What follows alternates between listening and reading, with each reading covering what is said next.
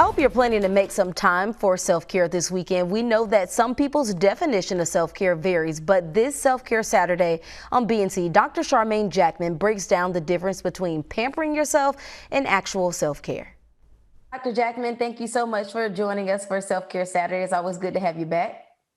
Awesome to see you, Brittany. Awesome to see you. Good to see you too. So today, it's a gorgeous day outside, pretty much around the country. Everybody kind of having that gorgeous weather. But you know what? Typically when people talk about that type of weather, they want to get out and do the pampering. And today we want to kind of focus on what's the difference between pampering and self-care. Talk about Well, that.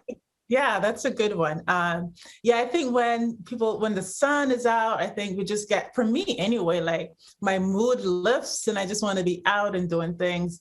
But a lot of what I found that people often focus on what we call pampering, like the external, right? So getting your hair fixed up, your line up, getting your nails done, maybe even going for a spa day or engaging in some retail therapy, right? Yeah.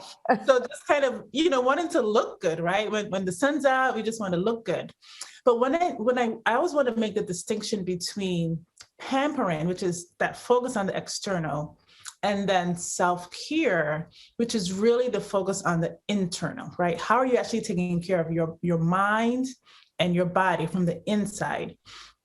And for me, I see pampering as like, I definitely think it's part of your self-care routine, but it's often not very long lasting, right? It's usually just, when your hair style's done or, the lineup's out and faded away, those effects don't last that long.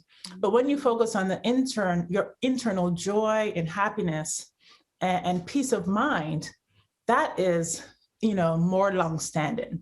And it's really important to build practices that help to build that strategy and that stamina, for building that powerful mindsets and really developing practices that help you with your self-care and help you to manage stress in challenging situations.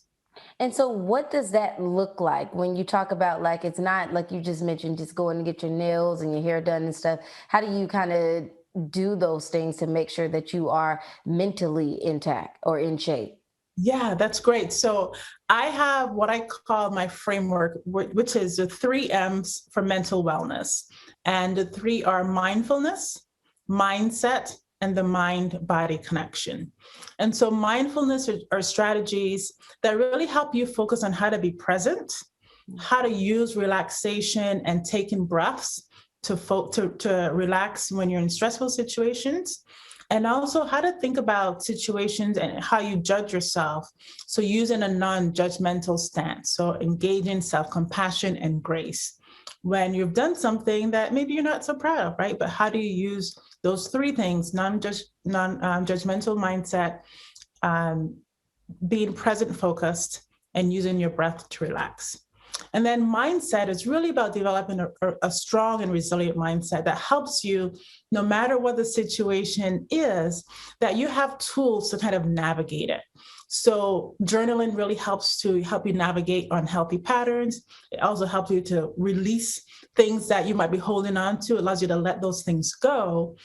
Also think about gratitude. So how do you really start and end your day with things that make you feel good, like the things that you appreciate about your life?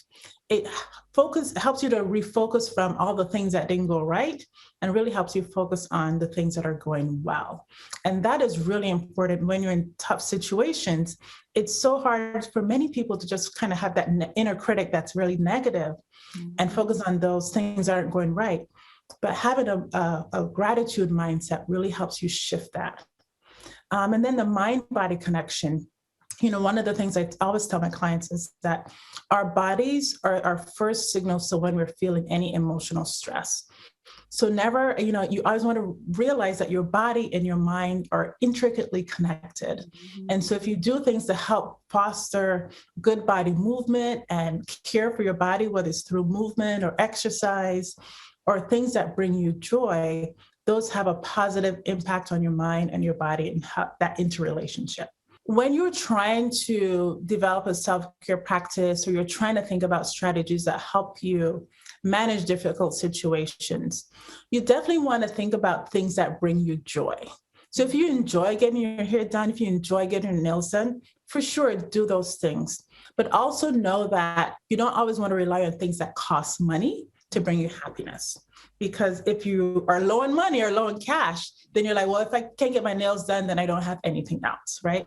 So really thinking about ways that you can rely on other strategies. It's, again, like building that toolbox. So, if you're having a challenging time, maybe getting your, going to the salon or going to the nail shop might lift your mood, but then you might need to do other things to help keep that mood as well. Well, lastly, what is your self-care tip of the week? I would say go outside and take a walk. Enjoy the sun, soak it up.